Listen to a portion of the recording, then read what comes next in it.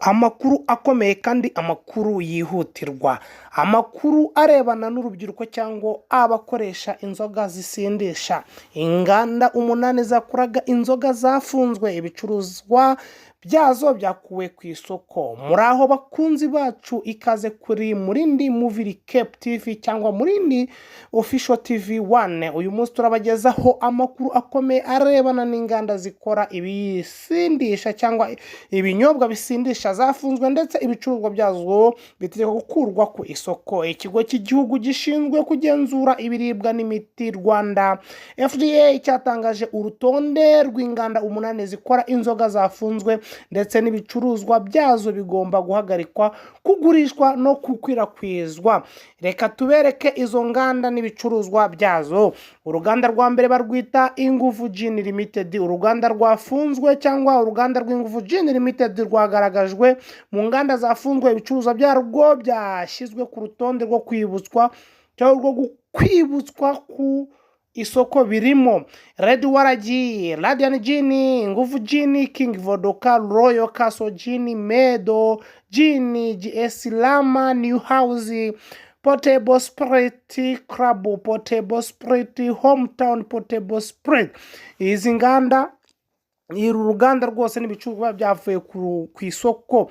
NBG Limited, ibicuruzwa by'uruganda birimo United Flower Gin, Bombastic Coconut Flower Gin, Ingwe Flower Gin, American Flower Gin, Maguma Gin, Fimbo Brand, Banana Brand. Uru ni uruganda rwose rwa NBG, nago ibicuruzwa byavuye ku isoko.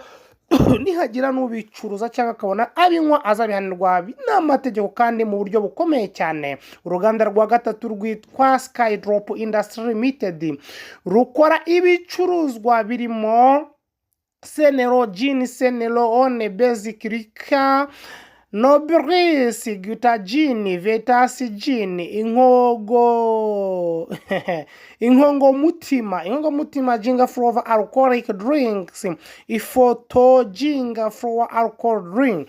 Murabe mubyumva ko n'uruganda bita Sky Drop Industry Limited ibinyobwa nabyo byakuye ku isoko.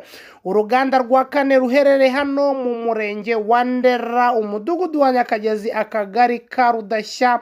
N'uruganda rwa kane rwose rwakoraga inzoga zikomeye cyane kandi mu buryo bukomeye, African Baffalo Limited.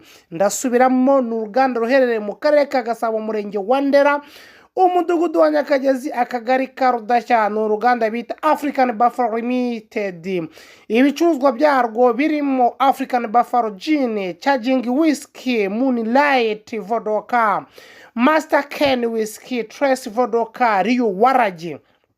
Uru ruganda rwa Africa Baffalo Limited narwo rwakuwe ku isoko n'ibicuruzwa byabyo ntibemerewe gukora. Nuzababona azabatangira amakuru kuko ntago byemewe, kuko byangiza abaturarwanda. Uruganda rwa gatanu rwitwa Nopa Company Limited. Ibicuruzwa byashyizwe ku rutonde ni Eneka Gin, Levi Gin, Service Gin. Uru ruganda bita Nopa Company rwa rufite produit eshatu nazo zikaba zakuye ku isoko. Uruganda rwa gatandatu rwitwa Roth Investment Group Limited. Ibicuruzwa birimo Ben One Gin, Hopeman Gin, Meetup Gin, narwo rwa rufite product eshatu. Uruganda rwa kane rwa karindwi rwitwa Rugari Agro Processes Company. Ibicuruzwa rwa rufite byari product ebyiri bita Lucky Gin, Lucky Banana Base or Coric Beverage. Izi nazo zakuwe ku isoko. Uruganda rwa munani narwo rwa nyuma rwitwa Zonguru Industry Reliability Company Limited. Banze rwo rw'abashinwa rwose uko rwitwa Zonguru Industry Reliability Company Limited. Ibicuruzwa byarwo rwarimo ZSN, Milestone Whiskey na Jumongo. Iyi rero nzoga bita Jumongo yakomeje no guca ibintu hano mu Rwanda kuko renywaga neza, ukaraba amaso ubwenge bukagenda.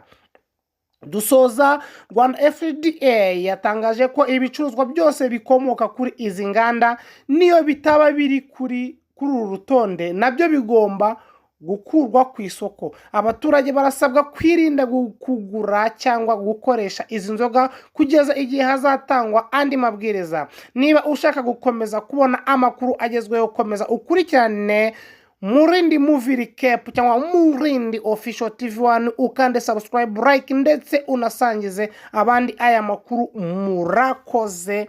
Yari Murindi Movie Recap hamwe na Jeff waba Jeff.